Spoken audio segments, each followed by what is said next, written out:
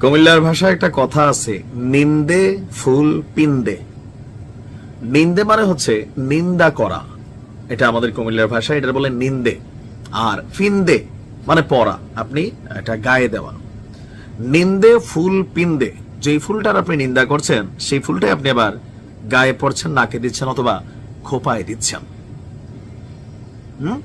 আসিফ বলল, নাহিদ বলল, গানটা খেয়াল আছে। বঙ্গোপসাগরে ভাইসা গেলে এবার মেয়র ইশরাক নিজেই বিপদে পড়বেন।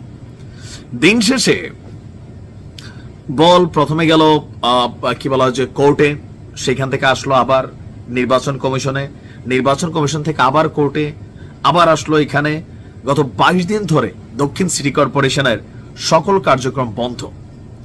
মেয়র ইশরাক বলছিল যে 2 মিনিট লাগবে, 2 মিনিট আপনি যদি শপথ না পড়ান তাহলে আমি নিজে পড়া বসে যেতে পারি, but I respect you sir. কিন্তু দিন শেষে গতকালকে নির্বাচন কমিশন যে বক্তব্য দিয়েছে, এখন সোজা বলটা চলে গেছে উপদেষ্টা আসিফ মাহমুদের কোর্টে। এখন পরিস্থিতি কোন দিকে যাবে? দর্শক, নির্বাচন কমিশনার আবুল ফজল মোহাম্মদ সানাউল্লাহ বলছেন, দক্ষিণ সিটি কর্পোরেশনের মেয়র হিসাবে ইশরাক হোসেনকে শপথ পড়ানোর বিষয়টি সিদ্ধান্ত নেবে স্থানীয় সরকার মন্ত্রণালয়। মানে কার? উপদেষ্টা আসিফের যে মন্ত্রণালয়, স্থানীয় সরকার মন্ত্রণালয়। এখন আসিফের অবস্থান কি? তিনি বলছেন বিষয়টা আইন টেন ঘুরে আবার ওনার কাছে আসছে। ইভেন এনিয়া এনসিপির অবস্থান কি, এটা তো একদম স্পষ্ট। আর আসিফের ছবিতে মানে ইশরাকের সমর্থকরা যেভাবে জুতার মালা টালা দিছিল,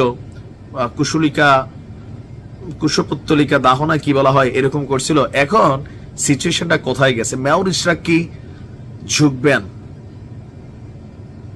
এখন ঝুঁকার বিষয়টা এখানে আমি নিজেও বুঝতেছি না যে কোন দিকে যাবে। মানে উপদেষ্টা আসিফ মেয়র ইশরাককে শপথ পড়াচ্ছে, বিষয়টা দেখতে একটা ভালো লাগার বিষয়। এখন দুইটা পক্ষ টোটালি মুখোমুখি।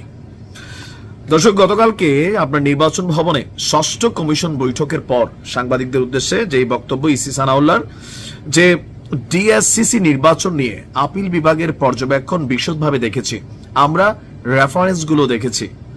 আমরা মনে করি গ্যাজেট প্রকাশ করার মধ্য দিয়ে ইলেকশন কমিশন, নির্বাচন কমিশন তার কাজটা শেষ করে ফেলেছে। এর আগে আপনার নির্বাচন কমিশন জানিয়েছিল যে ইশরাক হোসেনকে মেয়র ঘোষণার বিষয়ে আদালতের পর্যবেক্ষণ এবং নির্দেশনা হাতে পেলে সে অনুযায়ী তারা ব্যবস্থা নেবে।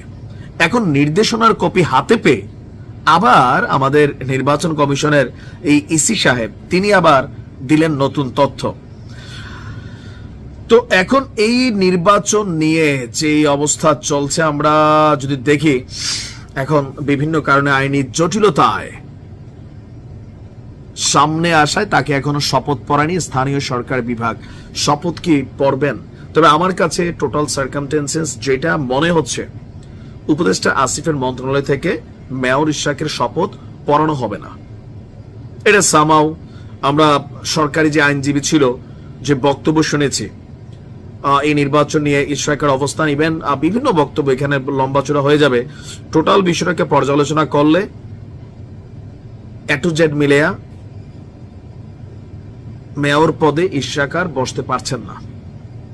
বাট আইনের মধ্যেই, এটা আইনের মধ্যে দিয়ে পেচকিটা অটোমেটিক লাইগা গেছে। বাট এই পেচকি ছোটার আর কোনো সুযোগ নেই। আদালতের কাছে থাকলে হয়তো একটা কিছু হইতো, বাট রাইট নাও এটা যাদের কাছে, এখন পরবর্তী হইতে পারে আদালত নিজে কোনো সিদ্ধান্ত দেওয়ার এখতিয়ার আছে কিনা জানা নেই, ওইরকম হলে হয়তো বিকল্প কিছু দেখবেন। তবে দিন শেষে আসিফের কাছেই ইশরাককে যেতে হবে। আবার আসিফও ইশরাককে শপথ পড়াইতে হবে, অথবা ওনার মন্ত্রণালয় থেকে কারা শপথ পড়ান আমি জানি না, ওইভাবে এটা প্রসিডিং হবে। কি এক খেলা জমে পড়ছে।